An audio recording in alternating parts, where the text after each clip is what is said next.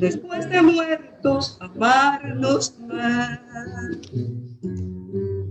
Si yo muero primero, es tu promesa. Sobre de mi cadáver, deja caer todo el llanto que brote de mi tristeza. Señoras y señores, los muertos aman después de muertos, amarnos más. Muy bien, muy bien. Buenas tardes, público querido. Qué emoción y qué alegría marcar la presencia de nuestro invitado de esta tarde en Polifonía Literaria, Pedagógica y Artística, nada más y nada menos que con esa gloria del universo de la música, Julio Jaramillo, un hombre que nos dejó ese legado que realmente nos estremece todas las fibras de la sensibilidad humana cuando escuchamos esa voz y esas letras de esa canción que es el segundo himno, yo diría, del Ecuador. Gracias por estar con nosotros esta tarde. Estamos más que contentos de ofrecerles hoy un programa que esperamos que sea de su agrado. Así es que, sin más preámbulo, quiero, en lo que ustedes van invitando a sus amigos también para que participen de esta polifonía, empezar a dar unas pinceladas de nuestro invitado de honor de hoy, que es el doctor Alex Lima. Y entonces, Alex Lima nació en Guayaquil, Ecuador. Vive en Nueva York desde los 15 años. Es autor de 5 poemarios: Mesa de Contentos de 2019, Híbrida Cíclica de 2017, Alba del 2015, Bilocaciones del 2011 y su primer poemario Inverano de 2008. Entre su producción académica se destaca su investigación sobre Juan Bautista Aguirre, concluida en el 2017, la narrativa de Jorge Eduardo Benavides de 2018 y la poesía reunida de Roger Santibáñez, del 2020. Alex Lima además colabora con Híbrido Magazine, con Vice Verse Magazine, The America's Poetry Festival of New York y Latino Arts Council of Long Island, lugar donde reside y ejerce como docente. Hizo sus estudios doctorales en el Graduate Center de CUNY.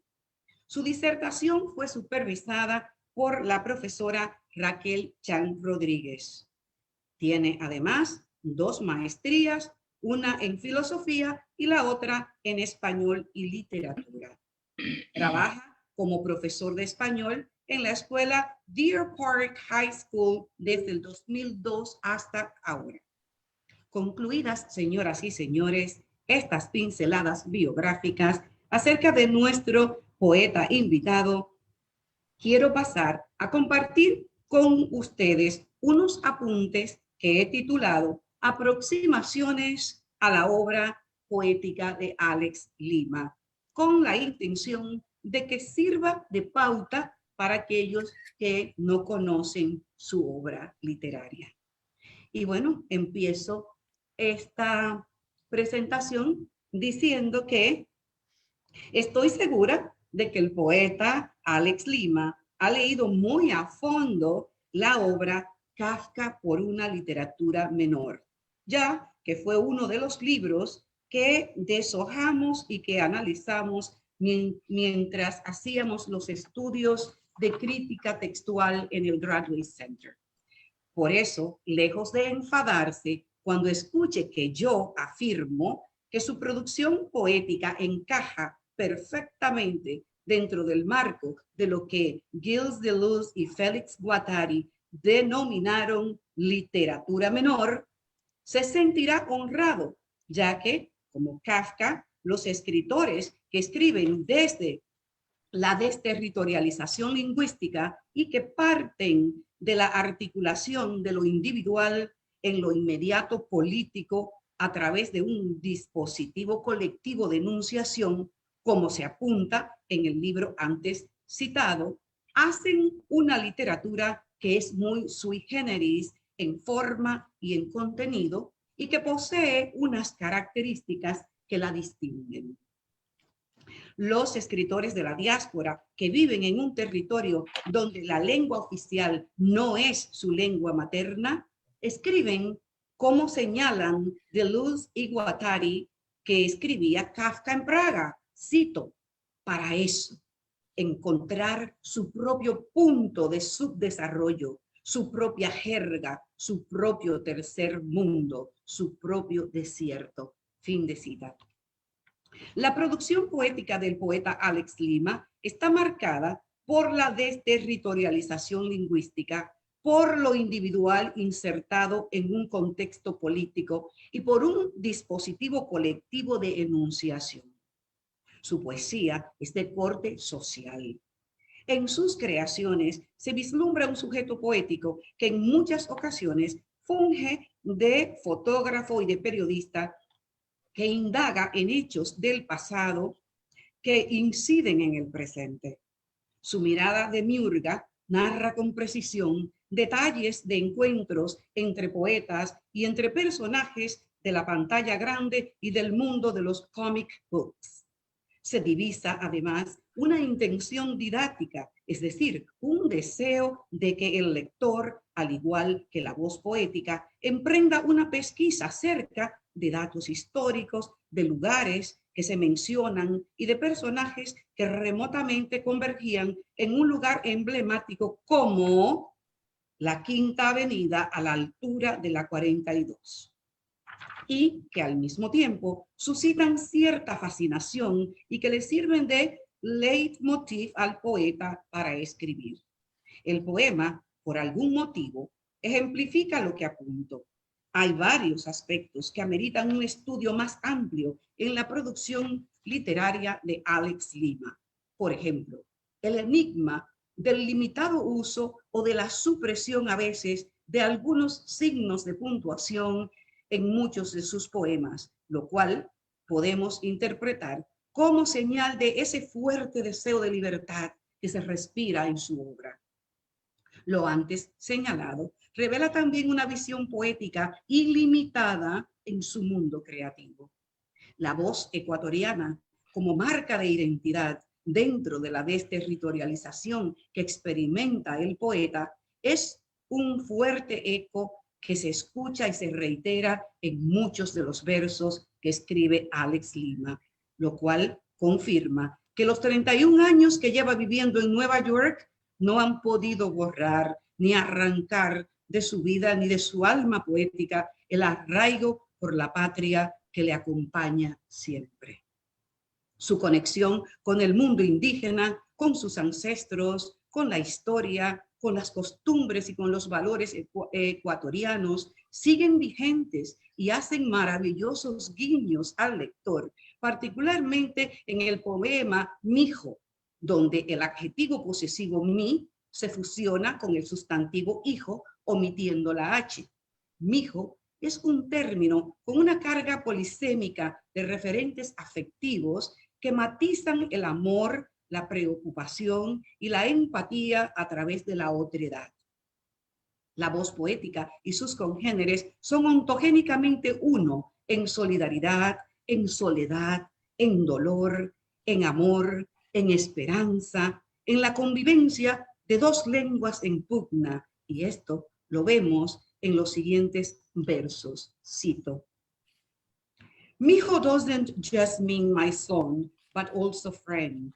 Pana, socio, querido, sweetheart, a term of endearment, easily mistaken for condescending, but when delivered with affection, disarms the most impenetrable of souls. They say, home is where the heart is, but love dwells in the most unexpected moments and places. Like when la Pachamama welcomes you with a heartwarming mijo after a prolonged absence. Fin de cita.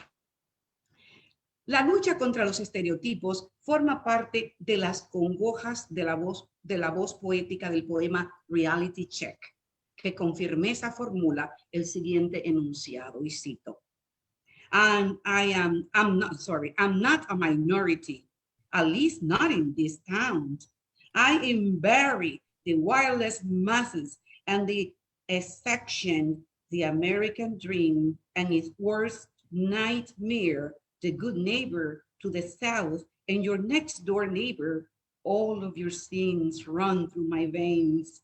Semen spread from north to south and back north again. I populate your flesh, your thoughts, and your desire.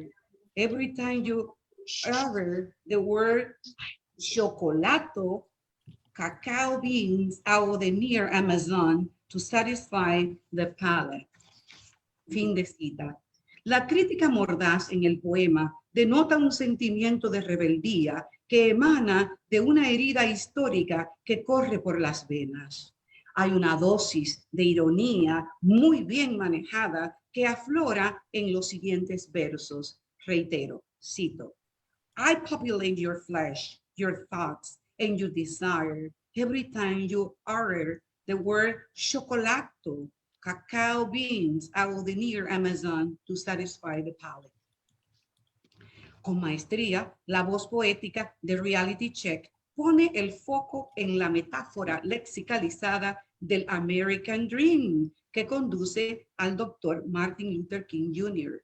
Ese sueño americano se convierte en a worst nightmare 1000 veces para muchas personas, particularmente para los que paradójicamente anhelan ser parte de esa promesa implícita en el American Dream.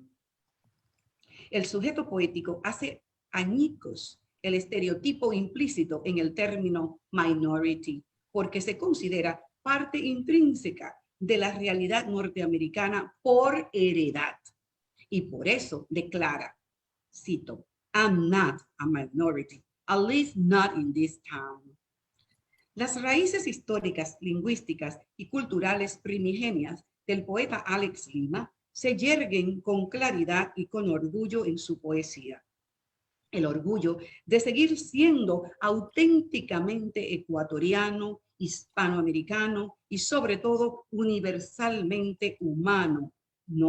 Se nota transparentemente en los poemas por algún motivo y en Reality Check en particular.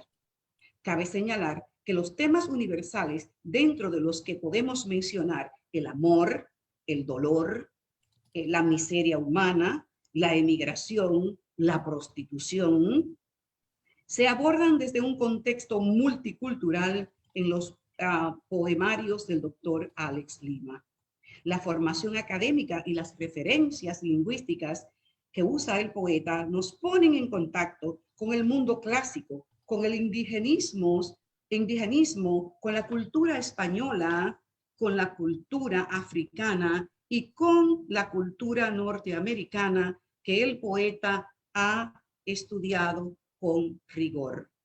Finalmente, concluyo diciendo que lo señalado hasta aquí se observa claramente en los poemas Mijo, Lima, eso es un poema, Híbrida, Lisi y es un preámbulo además de lo que escucharemos en la voz del propio poeta Alex Lima, a quien recibimos con un cálido aplauso. Alex, este espacio es tuyo.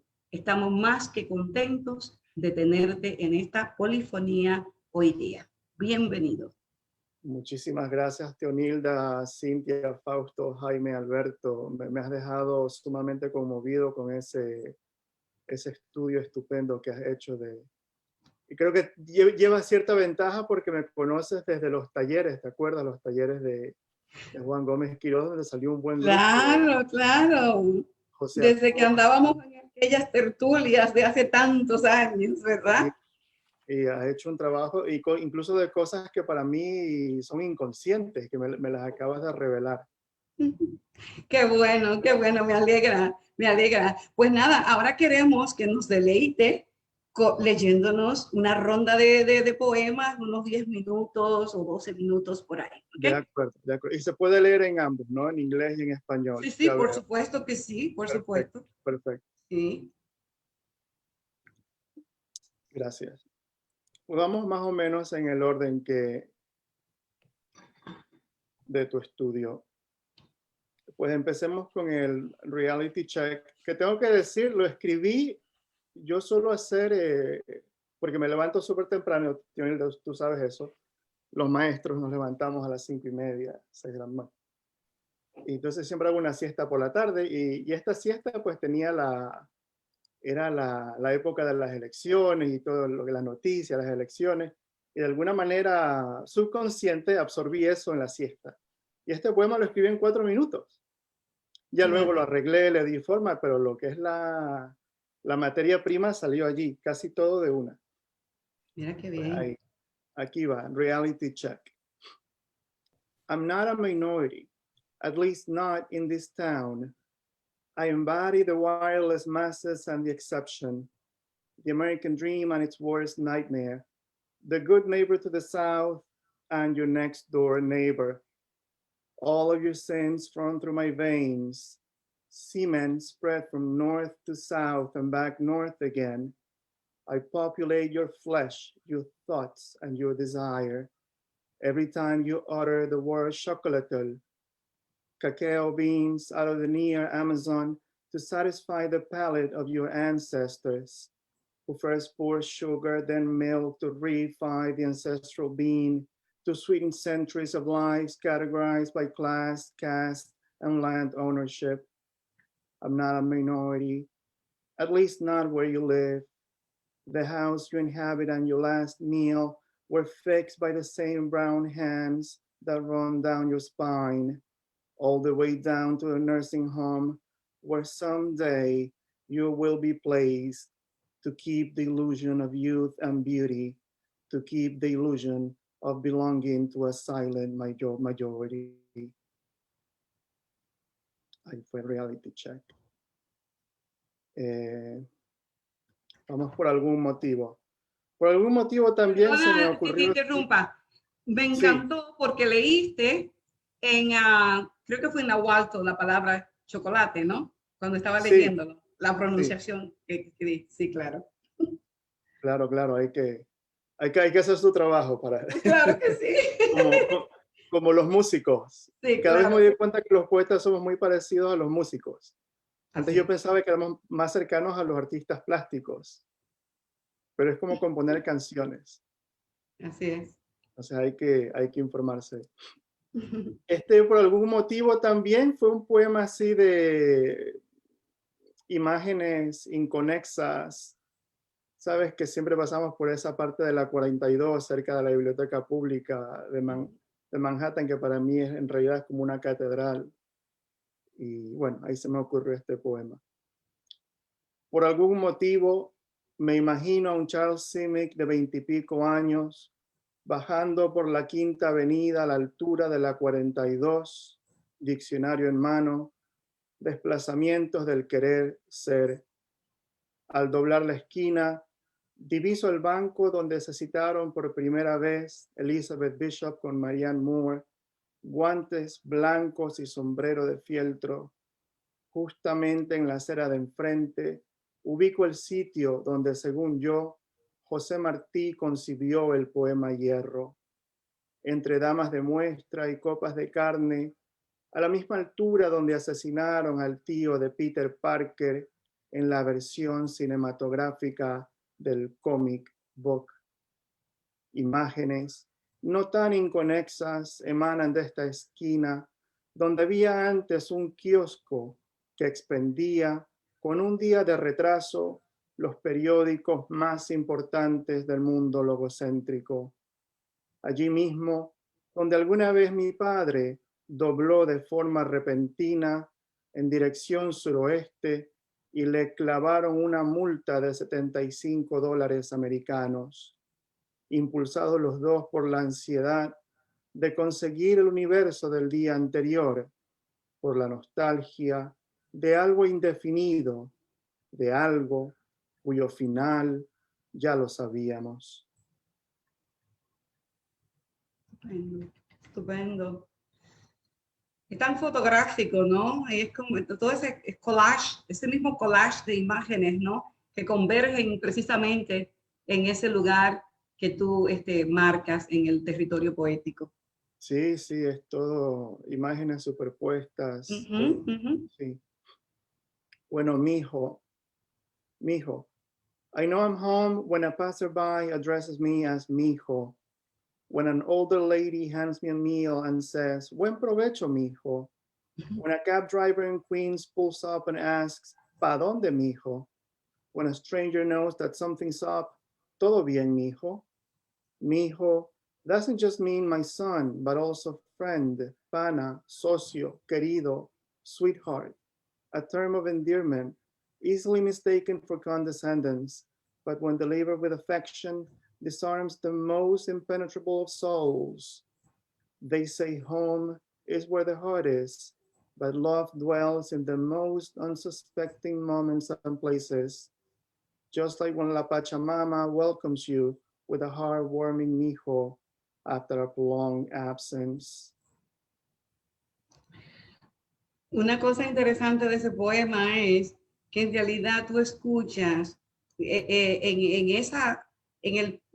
la pronunciación de ese mijo, ¿no? Aquella avalancha de emociones, ¿no? De cariño que acompaña, ¿no? Todo ese campo semántico que genera el escuchar ese mijo. Sí, me ocurre cuando viajo a festivales de poesía y en los lugares donde se usa y la gente lo usa de cariño, ¿no? Claro. Es como volver a una infancia, es Uh-huh. escuchar la voz de mi abuela. Exacto, eso es lo que se siente ahí. Tantas cosas, y entonces dices, no es mi país, o estoy en un lugar que nunca estoy en casa. Así es. Sí, es. Lo interesante de la palabra, mijo, ¿no? Es que no es local, es trans. Sí, Se Fronteras. usa Sí, sí. en todos Sí. los países de Latinoamérica. Sí, sí, O es sea, cierto. no es un localismo porque pensábamos que eso era un localismo. Mi hijo, mi hija, mi hijo, mi hija. No, no, no, no. No. Yo he tenido diálogos con personas explicándole, mayormente gente del Caribe. No, eso es muy caribeño. No, eso no es muy caribeño. Eso es latinoamericano. Americano. Sí. Eso es Así latinoamericano. es. Y esa es la belleza de eso. Y no importa en qué país estemos, vamos a escuchar ese mismo, vamos a tener el mismo sentimiento porque se pronuncia, se percibe con la misma emoción y el mismo sentimiento. Sí, no, y además de eso, es que trae la resonancia materna. Porque Claro. siempre que la madre que le está diciendo a uno, mi hijo, pero tranquilo, mi hijo, mi hijo. Entonces, es decir, que muchísimos sentimientos, ¿no? Ahí que se despiertan cuando uno lo escucha. Y volviendo a tu estudio de una poesía menor, Tionilda, o sea, te hace lo que también llaman ellos una reterritorialización. te revuelven a retomar al lugar, ¿no? Al lugar, como le llaman en el psicoanálisis, al lugar simbólico, al orden simbólico antes de salir de la madre. O sea, eso es Sí. una sola palabra. Una sola. A ver, el basement. Este me lo pidieron de encargo porque el libro, el último que publiqué, mayormente tiene que ver con conceptos, porque ni siquiera son palabras, sino conceptos del Spanglish. Y alguien me dijo, pero te falta el poema del basement. Pues entonces apenas volver de esa lectura me gusta trabajar en él. El basement.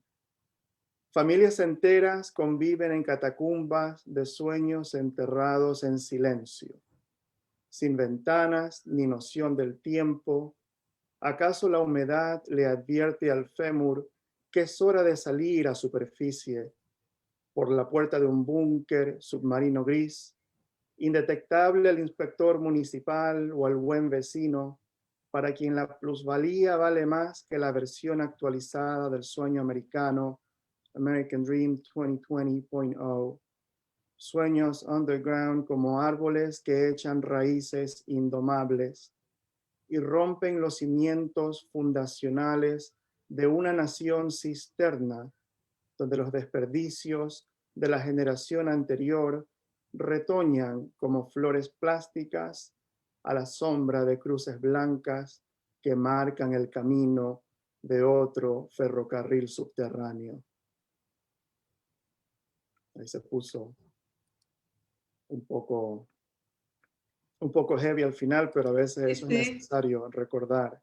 Naturalmente, pero es una realidad. O sea, esa es una imagen bien fuerte, pero está basada realmente en eso, en lo que pasa en la vida real aquí. Sí. A ver, ¿con cuál voy ahora? ¿Qué otro citaste? Reality check. Lizzie. Lizzie, ese es uno. Me dijo un amigo, ese poema es de antología. Sí, sí, a mí me encantó ese poema. Es precisamente es lo que tú dices, no es la Lizzie de Quevedo, además. Exacto. De las clases de la profesora Schwartz. Sí. Así mismo. Sí, sí. Somos hijos de ella, intelectuales, sí. Aunque se ha ido ya, nos dejó, pero realmente, ¿verdad? ¿Cuánto pudimos beber de su sapiencia? Tuvimos la suerte de todavía alcanzar el final de esa época dorada Así es. Del Graduate Center, sí. Di Camilo, Sheriff Lerner, profesora Rice, que no pudo estar hoy. Sí. Profesora Filler. Bueno, Lizzie. No quiso Lizzie que la viera sentada junto al muro que separa el mar del firmamento. No quiso que la contemplara tumbada como Tlaloc sobre la toba volcánica, deseosa de alcanzar los 13 cielos. No quiso Lizzie que la viera sigilosa, deambulando por los filos de la arena cana, allí donde cada atardecer ondula el encaje de su falda, ya ventarrón trasnochado de la transparencia, ya transparencia rosicler de tul poliéster. No esperaba Lizzie que la reconociera. Entre los rizos donde alguna vez naufragó el bajel de la mirada, fetiche capilar, medio teñido de marrón l'Oreal, con finas hebras argentosas. No quiso Lizzie que la viera escapando de su chulo, antes de que la convirtiera en árbol deshojado, antes de que el colibrí creador del cielo y de la tierra le succionara la última gota dulce de ambrosía. No quiso Lizzie que la viera en la portada del periódico, protagonista de una crónica reimpresa en la reproducción mecánica de los atardeceres. Nunca se llegó a saber de dónde provenía, solo que hacía patria con su cuerpo y mendigaba amor por las esquinas. Tremendo, tremendo. Me hizo recordar también ese poema, un cuento que tengo yo, Bombillo Rojo en Luna Llena, que trabaja el tema de la prostitución. todas esas cosas que narrabas tú, todas esas imágenes, ¿no? Y el dolor de ese quererse esconder, ¿no? Buscar la invisibilidad para que esa realidad no sea compartida o que no la conozcan quien no quiere el personaje que lo conozca, ¿no? Sí, y los femicidios también que continúan Sí, en distintas a la partes. luz del día, constantemente. Eso es una cosa terrible, ¿no? Sí, sí, sí. Bueno, pues si El te parece, tráfico, ahora podemos, alguien iba a decir algo, disculpen que no, tenía la mirada hacia abajo. el tráfico de Ajá. mujeres para prostituirlas. Ujú, ujú. O sea, cómo va creciendo. Es algo que no para. Alex habló de la música. Yo al leerlo, el poema, yo me transporté a Rubén Blades, Pedro Navaja, Pedro Navaja, completamente. O sea, sí, si sí. yo tuve que ir a leer, a escuchar la canción, buscarla, escucharla, y yo dije, pero aquí está, esto es. ¿Qué manera se van a defender las mujeres? O sea, Claro, claro. Entonces vamos a pasar ahora a una ronda de preguntas que te vamos a Claro, hacer y después tú claro, vas a continuar leyendo más. seguro. Y este segmento lo dirige el licenciado Alberto, ¿verdad? Gracias, doctora. Don Alex, me complace muchísimo tener la ocasión de compartir este espacio de tiempo, ¿no? He notado un gran sentido, una gran preocupación en lo que acabamos de leer, un alto contenido político, económico y social. Hice unas notitas aquí y dice, profundo sentido de origen y de clase social, de diferencia étnica, de decepción y amargura por no ser la tierra prometida como se imaginaba. También siento un llamado a la introspección de nuestra condición de migrantes y a reconsiderar nuestra visión del futuro. También el señalamiento del aspecto oscuro de la migración y de nuestra sociedad receptora. Entonces, del lado pedagógico, me despertó hacerle una pregunta específica. Sabemos que el bilingüismo, por ejemplo, es uno de los aspectos que usamos para acomodar a los emigrantes, con un pequeño problema que no hemos resuelto todavía, quizás. Uno es la asimilación total, el tipo crisol de fusión, y el otro es el acomodo o la ensaladera, ¿no? El salad bowl. Ujú. ¿Cómo ve usted su aproximación en el ámbito educativo?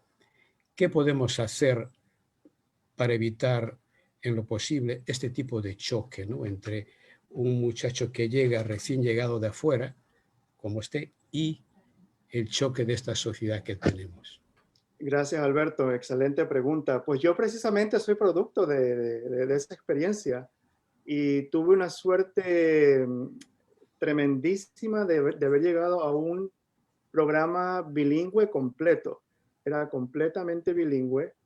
Tenía unos grandes profesores en retrospectiva viéndolo. Eran personas con, muchos de ellos con doctorados. Muchos de ellos hablaban 3 o 4 idiomas a la perfección. Y muchos de ellos me apoyaban. Incluso cuando llegó la época de solicitar a universidades, ellos me ayudaban un poco más, me agarraban la mano para que...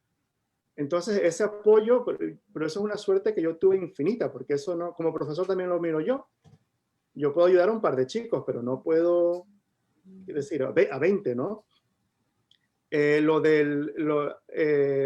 la educación bilingüe tiene sus fallos, de que no se puede tener de manera perpetua a los estudiantes dentro de ciertos niveles. Yo creo que lo mejor es la integración, integrar a los chicos en otras clases. Creo que ya se hace en algunos lugares.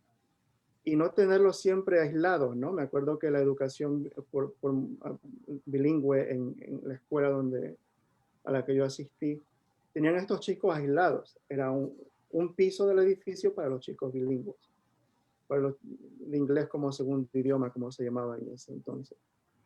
Y yo creo que debe haber más integración, esa es una. Y de no tenerlos tanto tiempo, qué sé yo, quizás tenerlos 2 o 3 semestres en este proceso porque uno aprende cuando uno está expuesto, como todo trabajo, ¿no? Como decimos en inglés, uno aprende on the job, ¿no? Y algo parecido se debe hacer con la educación bilingüe. Muy bien. Muy bien. Muchas gracias, doctor. Vamos a permitir ahora que tenga la palabra la doctora Cintia Molina para que a su vez le haga su preguntita. A ver. Gracias. Muchísimas gracias, Alberto. Bueno, muchísimas gracias, Alex. Tenemos en común que salimos de la misma alma mater. Eso, bueno, yo muchos años, hace muchos años, pero sigue siendo la misma institución. Me encanta tu poesía y como latina de los Estados Unidos es una de mis preocupaciones y el haber enseñado por tantos años la literatura latina, el arte latino, pero sobre todo la literatura, que es mi fuerte.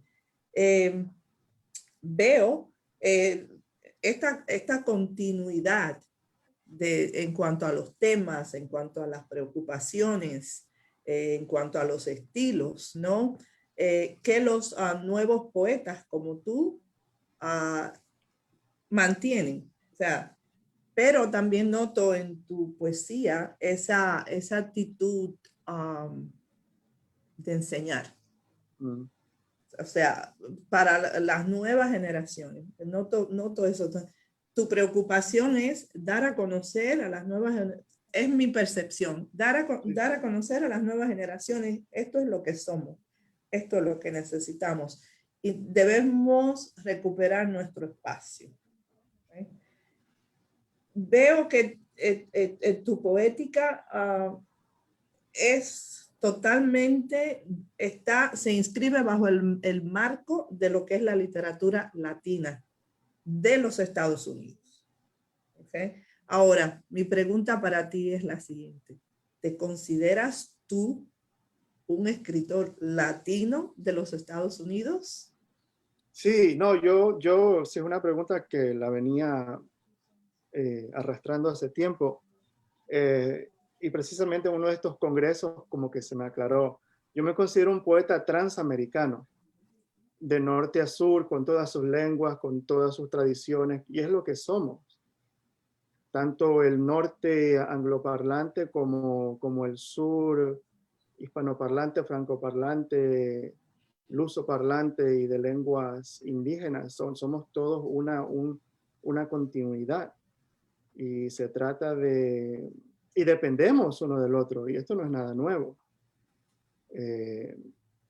Y personas como yo somos ese medium, ¿no? Por falta de otra palabra, de transmitir todo esto. O sea, yo no me podría encasillar simplemente como un poeta ecuatoriano, simplemente como un poeta latino, porque sería negar otra parte de mí. Como decir, soy hijo de mi mamá, pero no de mi papá, algo así, ¿no? Entonces, sí, es lo que yo me considero un poeta transamericano, e incluso yendo más allá, un poeta transiberoamericano, porque hace más de 20 años que voy a España, mi esposa es madrileña, y de alguna forma eso también condiciona mi forma de ver las cosas y de relacionarme con el espacio. ¿Me pueden ver?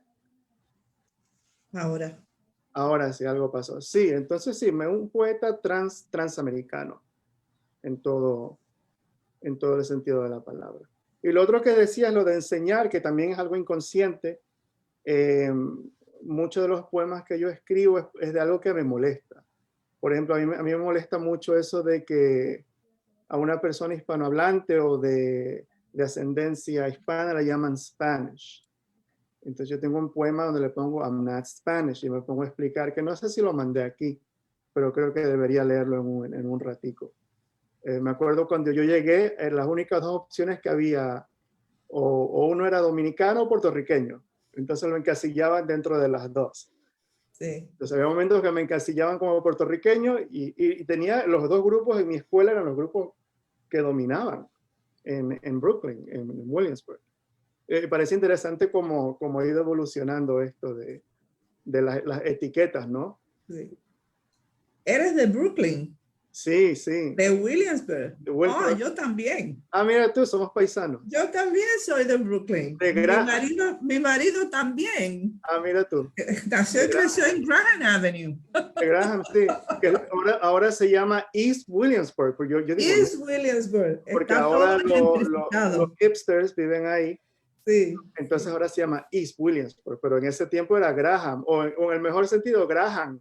Graham, sí, Graham Avenue. Ayer hablábamos nosotros acá de Graham Avenue y de todo. Bueno, mi marido es de ahí, recuerda todo, es puertorriqueño, ¿no? Claro. Bueno, New Yorker. Así que, claro. Entonces tenemos todo eso. Sí, noto eso que, por ejemplo, en el poema El Basement, no quiero tomar el tiempo de los demás, yo noto como que la voz poética está un poquito enfadada así con esa realidad que le toca vivir a uno. O sea, sí. Noto eso. Entonces, creo que mi análisis no estuvo muy equivocado, porque aquí hay un problema. Aparte de lo didáctico, también hay hay algo que molesta al poeta y el poeta tiene que sacarse eso de adentro. Así que, sí. Y en ese poema lo noto. A mí me encanta, me encanta también de switch, ¿okay? El code switch ¿cómo se dice eso? Los cambios de códigos, los cambios de códigos. ¿No? Sí, entonces eso me fascina. Y bueno, estos son poemas, yo siento que ya, creo que, no sé cómo lo haré, pero creo que son poemas para estar en los salones de clase. Así que la gente que va a enseñar, Fausto, Teonilda, que siguen, estos son poemas para los salones de clase. Gracias. Voy a entregarlo a los maestros que ya no están bajo mi supervisión, a los profesores, porque me parece que los chicos tienen que conocer esto. Sí, por supuesto, sí. Antes de darle paso a la próxima persona, Alberto, yo quisiera decir algo. Alex, en cuanto a las imágenes que nuestro ingeniero de sistema estaba pasando, que era naturalmente un recuento de también integrar a más escritores de la diáspora ecuatoriana, claro, en este momento contigo, porque recientemente estuviste participando en esa lectura poética virtual, ¿no? En la que aparecían unos poetas extraordinarios. Entonces, sí, yo no resistí la tentación de también pasarlo por este segmento nuestro. Y bueno, sí, ahora sí, Alberto, por favor, continúas. Muy bien, muchas gracias. Vamos a darle oportunidad ahora al doctor Fausto Enríquez. Adelante, doctor.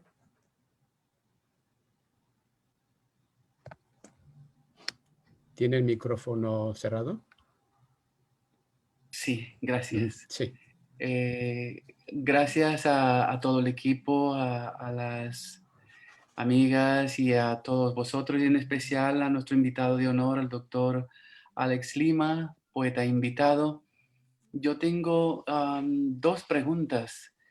La primera, me gustaría saber cómo articula usted la cuestión social en su creación poética. O formulado de otra manera, ¿hasta qué punto se puede decir que su poesía es comprometida socialmente? Eso por un lado. La segunda pregunta, he notado en la poesía, no he leído más que lo fundamental para esta sesión de hoy, pero realmente me resulta muy interesante su creación. En la construcción de su poesía se constata o se percibe un doble nivel: el culto, por cuanto supone un ejercicio intelectual, consciente y deliberado, y en segundo lugar el nivel popular, como es el caso mijo, caracterizado por un rasgo entrañable del habla cotidiana de la gente humilde ecuatoriana y de otros países. La pregunta viene de esta manera: ¿qué valor le otorga usted en la creación poética a todas esas reminiscencias populares? Muchísimas gracias, Fausto. Preguntas. Hoy me están haciendo unas preguntas de tribunal para doctorarse.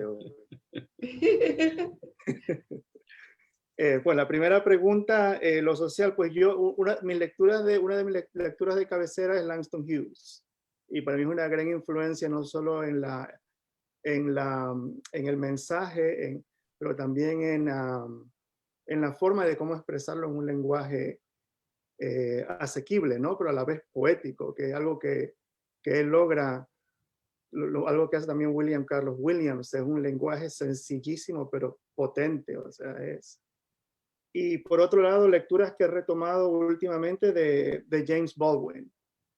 Entonces, todo es una mezcolanza, ¿no? Como el inglés, el español, lo culto, lo popular, todo va saliendo ahí de una forma casi, yo digo inconsciente, pero a la vez no es inconsciente, porque yo decía hace tiempo que cada uno de nosotros somos como una biblioteca andante, y no solamente una biblioteca de libros y lecturas, sino también una biblioteca audiovisual, una biblioteca de experiencias buenas y malas. Y todo eso en algún momento sale, y lo que le molesta al poeta, lo que le preocupa al artista en realidad, ¿no? Porque veo al poeta como artista, es lo que va saliendo en la obra de una manera u otra. Pues lo social, sí, el poeta latinoamericano, el poeta afroamericano, en su mayoría viene de una tradición social, viene de momentos de coyunturas sociales, de revoluciones, pensemos en un Vallejo, pensemos en un Neruda comprometido, incluso Gabriela Mistral, desde su religiosidad más íntima y profunda, tiene un aspecto social, y volvemos otra vez a lo pedagógico, ¿no? Desde siendo maestra en el Valle del Elqui a ser una gran premio Nobel, y la primera mujer además. Y lo oculto y lo popular, de igual manera, es algo que se hace desde la época medieval. El sermón culto, en latín culto, no era asequible pues a toda la congregación. Entonces, de alguna manera había que poner vulgatas, ¿no? Frases en lengua vernacular para transmitir el mensaje. Pero ese tampoco es no es mi objetivo, no quiero ser de alguna manera condescendiente, pero de alguna manera también son los dos mundos de donde yo provengo. Los 2 o 3 o 4 mundos que, como sabe Cintia, bueno, Guayaquil ya de por sí es una ciudad dura. Ahora imagínate Brooklyn. Brooklyn es súper duro, y son sitios donde si te quedas callado, te pasa algo. Te aplastan. Sí, o sea, sea en la escuela, en el trabajo, y Nueva York es una ciudad dura también, ¿sí? Donde te caen por todas partes, y si te quedas callado, te quedas pasivo, pues no. Y por eso también hay mucho sentido del humor. El sentido del humor es una herramienta muy, muy potente. Muchas gracias, doctor. Muchas gracias. No, a usted, Fausto.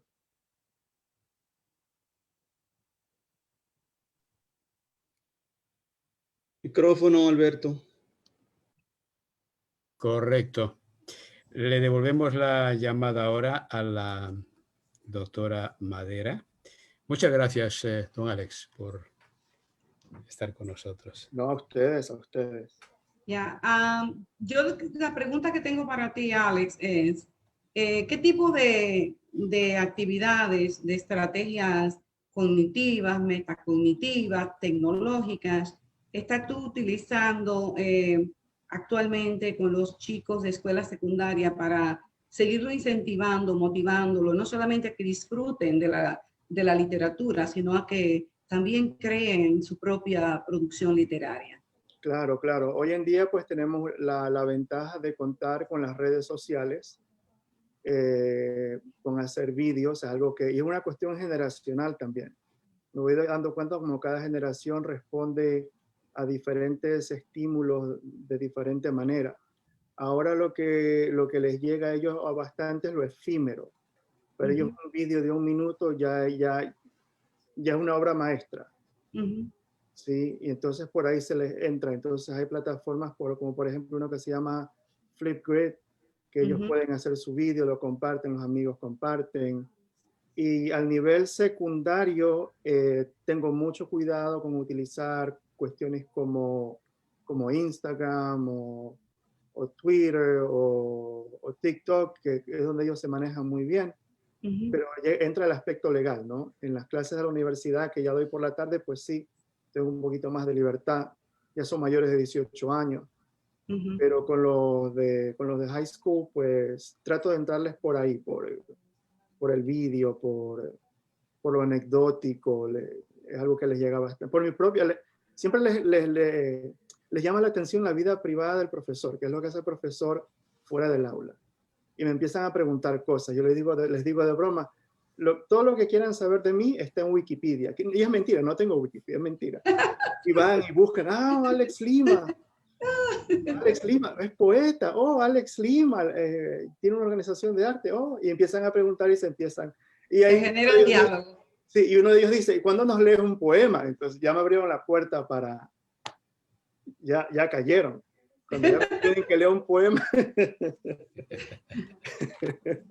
Muy bien, gracias, Alex. Bueno, la doctora Molina va a conducir el próximo segmento en el que vamos a hacer una polifonía poética. Perfecto. Entre Fausto, tú y yo. ¿Te parece? Perfecto. Así que, me Cintia. parece estupendo.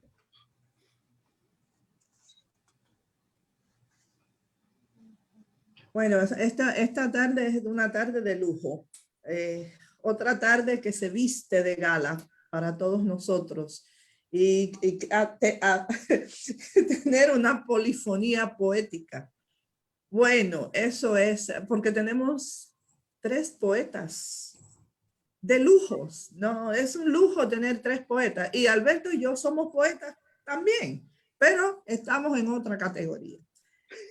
Solo pensar que el Graduate Center, cuando se crea el Graduate Center en los años, a final de los años 60, recoge lo mejor que hay en CUNY, sí. ¿No? En ese momento solamente estaba el profesor Olivio Jiménez, José Olivio, que ya nadie puede decir nada sobre el modernismo porque José Olivio lo dijo todo, pienso. Y era el único hispano en ese momento, porque no estaban los argentinos que luego llegaron a CUNY. Y para mí ha sido un verdadero honor yo haber sido parte de una generación del Graduate Center que entró en los años 80 y ha llovido bastante. Y saber que el Graduate Center, no solamente la batería de profesores que siempre ha tenido, pero la calidad del estudiantado y lo que somos hoy.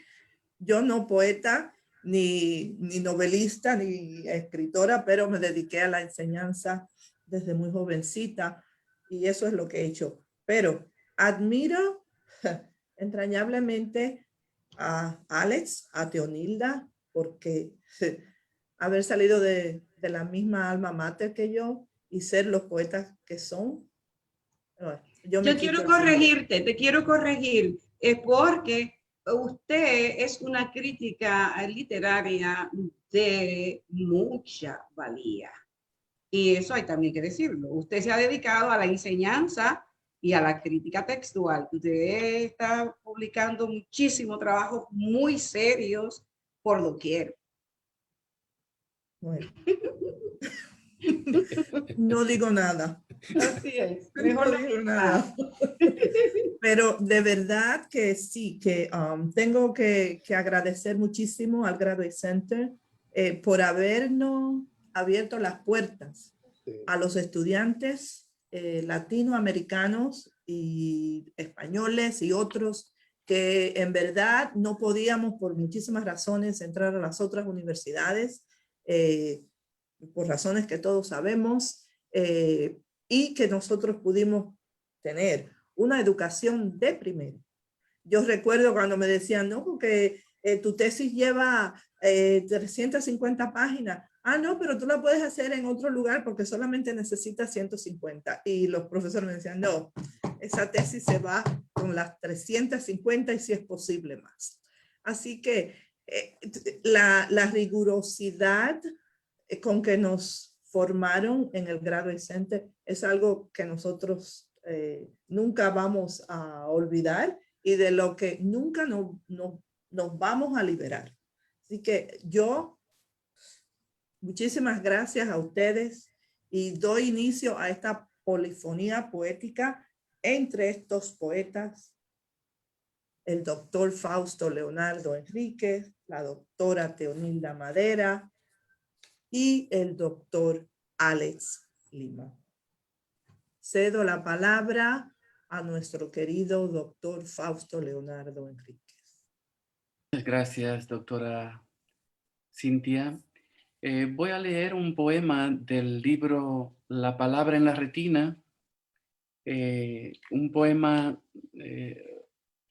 escrito en Irlanda hace unos años ya, en el 2011, y me trae unas reminiscencias muy buenas. Oda a Dublín, Irlanda. Me conociste antes que la lluvia, antes que la luz del sol te conocía. Yo te pensé, Irlanda, con el arado de Simos Hini, y entré en tus surcos como entra la palabra en la retina. Oh gris quietud, oh cielo tapizado de ancestral humus, llevaste por tus calles mi sombra con asombro. James Joyce posó a mi paso. Nunca llega del todo Ulises a Ítaca, mas su luz sigue destilando leche que los años agradecen. Dublín, húmeda de tradición, vibra con fuerza luminosa y verde. Abre en mí los códices, los secretos guardados, en la fábula del cinturón de agua del río Liffey. Joyce, Beckett, Wilde, Yeats emergen en el Temple Bar como estrellas. Me invitan a un trago de luz, a recostarme contra el piano, que es un hombre, un vaso, una flauta celta. Yo he venido a ti, Irlanda, en busca del alma tallada en la piedra de tus iglesias. Vine a besarte las orillas, a cortarte el pelo rojo de tus muchachas. Vine a que me sueñes, a que me hurtes la inocencia y las fronteras. En ti, Irlanda, las tardes maduran precozmente. ¿Te vienes conmigo al puente Calatrava? Vayamos por el carril izquierdo y entremos a la acuarela de All Hallows College. Ya continuaré después. Muchísimas gracias. Cedo la palabra ahora a la doctora Teonilda Madera, que nos deleitará con un hermoso poema. Gracias, gracias. Bueno, yo voy a leer este poema que tiene un epígrafe precisamente de Luis de Góngora, de su fábula Polifemo y Galatea, que siempre me lleva a la profesora Lear Schwartz, porque a ella le fascinaba ese verso. Era Asis, un venablo de Cupido. Mi poema se titula Un bosque de orquídeas.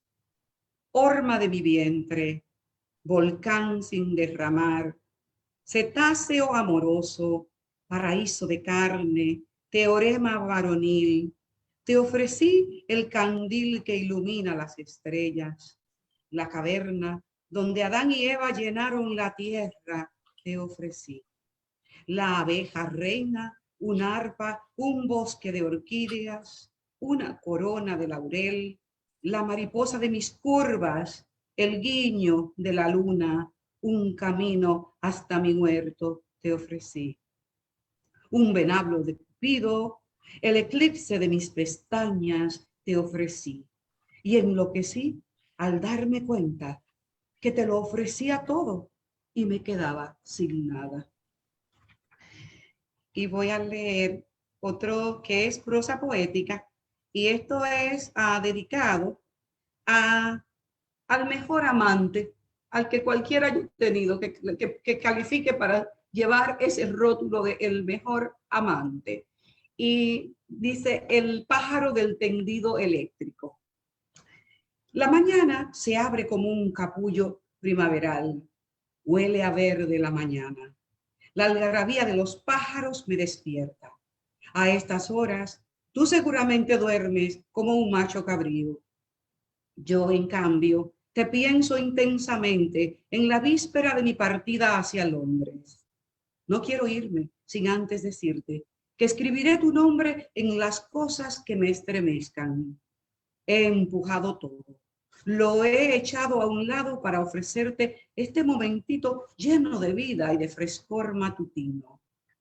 En el tendido eléctrico, que casi se puede tocar, estirando una mano hacia afuera, en la ventana frontal de mi recámara, un pájaro me mira y se balancea buscando el equilibrio vital. Ilusa, como siempre, pienso que eres tú, que has venido a desearme un buen viaje. Ahora, cuando el pan se acaba de dorar en el horno, cuando la gente que se levanta está dispuesta a enfrentar el reto que la jornada diaria le impone, yo miro plácidamente de soslayo al pájaro y el río que se desliza por mi ventana mientras escribo estas líneas triviales, y entonces quisiera beberme la vida en un acto de temeridad. Los árboles yacen semidesnudos como amantes que ensayan el rito del amor. Discretamente desnudos, presagian el triunfo primaveral que vence el frío y las continuas guerras sin sentido del diario vivir.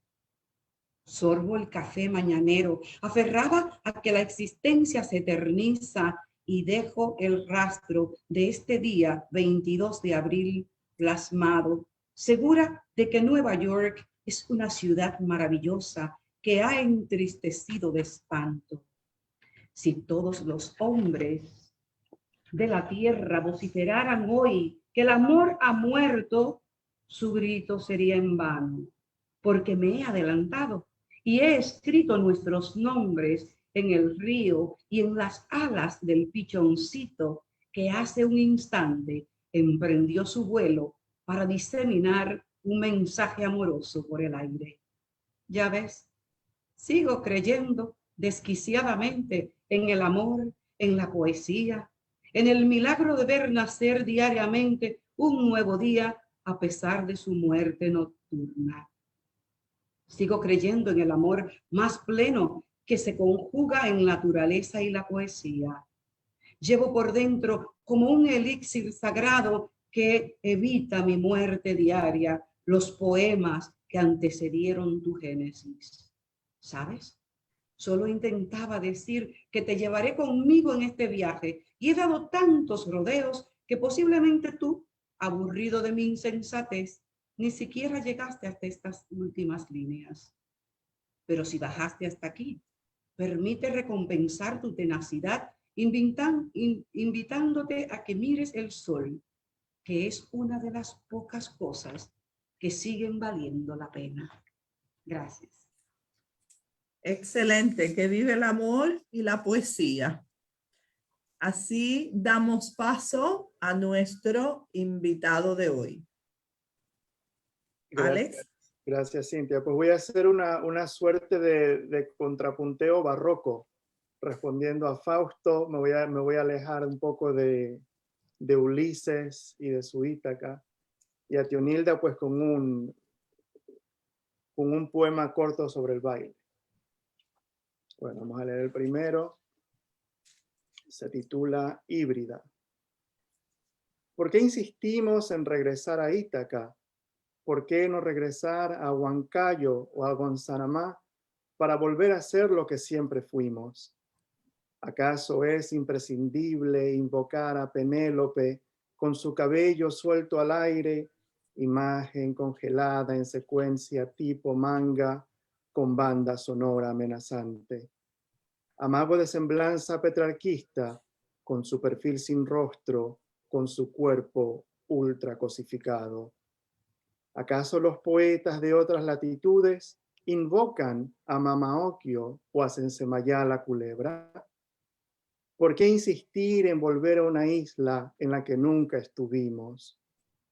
¿Regresemos acaso al lago, a la barra de oro, a captar el sonido de una lágrima que cae desde lo más alto del continente y aterriza en onda expansiva como un do sostenido de John Coltrane que rompe el silencio de los siglos? Pues esa era para Fausto. Gracias. Tenía una pregunta preparada sobre este poema híbrida. Sigue. Precioso, precioso, estupendo, estupendo. Bella, Pero ahora bella. la pregunta ahora o... No te preocupes. No. Adelante, sigue la lectura. Bueno, y el otro contrapunteo, este se llama Dance, que es este libro en Spanglish, en inglés y en castellano, en español. Bailar bueno no es lo mismo que bailar bien. Implica cierto nivel de complicidad entre dos personas, sincronización ontológica en las escasas fisuras del amor cortés, por donde avistamos delfines rosados a orillas de un horizonte idílico sobre el cual atizamos las caderas al compás de una melodía en el disco duro de la memoria genética. Hablar español jamás será requisito obligatorio para mantener nuestra cultura, pero saber bailar será siempre indispensable para sacudirse los malos espíritus arrastrados por generaciones. Un ritual con aguardiente, ayahuasca y rondas de humo cortina al ritmo de los cascabeles que llevamos dentro. Bailar bien no es imprescindible, pero bailar bueno es saber estar. Excelente, Señor. excelente. Bien. Bailar bueno. De ese modo, bueno, Alex, muchísimas gracias por transportarnos a José Martí, a Andrés Bello. Nuestra Grecia no tiene nada que envidiar a la otra Grecia. No necesitamos esa Grecia. Tenemos lo nuestro. ¿Okay? Bueno, y nosotros como caribeños sabemos bailar y bailar bien. Así paso el próximo segmento a la doctora Madera. Bueno, gracias, doctora Molina. Qué fiesta, qué polifonía más hermosa, más sincronizada. ¿Ah? Esperamos que todo el mundo que está mirándonos y que va a ver el programa más adelante también, de igual modo lo disfrute. Ha sido un festín especial hoy y vamos a concluir dándole las gracias a nuestra audiencia, decirle que apreciamos muchísimo que estén en complicidad con nosotros en esta polifonía que promueve el trabajo pedagógico, literario y artístico de todos los emigrantes que formamos esa diáspora donde quiera que estén. Gracias por sintonizarnos y vamos ahora a concluir escuchando una canción que va a cerrar ya nuestro programa de hoy, no sin antes recordarles que el 30 de mayo, domingo 30, a las 4 de la tarde, tendremos otra cita polifónica con ustedes. Así es que esperamos que compartan nuestros videos y que lo disfruten. Así es que vamos a ver si nos pone de fondo Jaime, por favor, la canción con la que nos vamos a despedir para cerrar con broche de oro esta presentación magistral.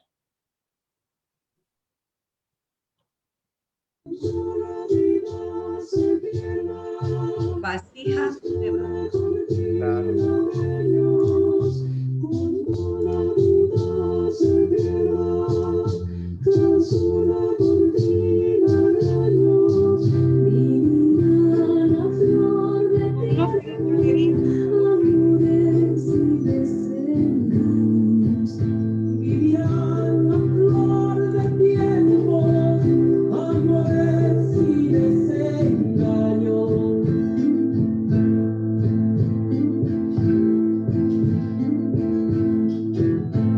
Arcilla cocida y dura, alma de verdes confiados. Arcilla cocida y dura, alma de verdes confiados. Luz y sangre de tus hombres. Que viva el Ecuador, que viva Hispanoamérica, que viva la raza humana, que cada vez estemos mucho más unidos por la poesía, por la literatura, por los sentimientos, por el amor, que es lo que nos hace mejores a todos. Ha sido un placer y con esto te dejamos en espera de que escuchen esa canción completa que es tan hermosa, Vasija de Barro. Así que hasta nuestro próximo encuentro en mayo. Les abrazamos, les queremos. Adiós. Gracias, Alex, nuevamente. Ha sido un deleite tenerte. Gracias a mis compañeros que apoyan este segmento, cada uno, que lo enriquecen. Y cada vez estamos afinando mucho más nuestra puntería para llevar lo que queremos a Hispanoamérica, a Europa y al mundo en esta polifonía. Chao, chao. Te queremos. Bye, bye. Abrazos. Bye. Bye, bye. Hasta pronto.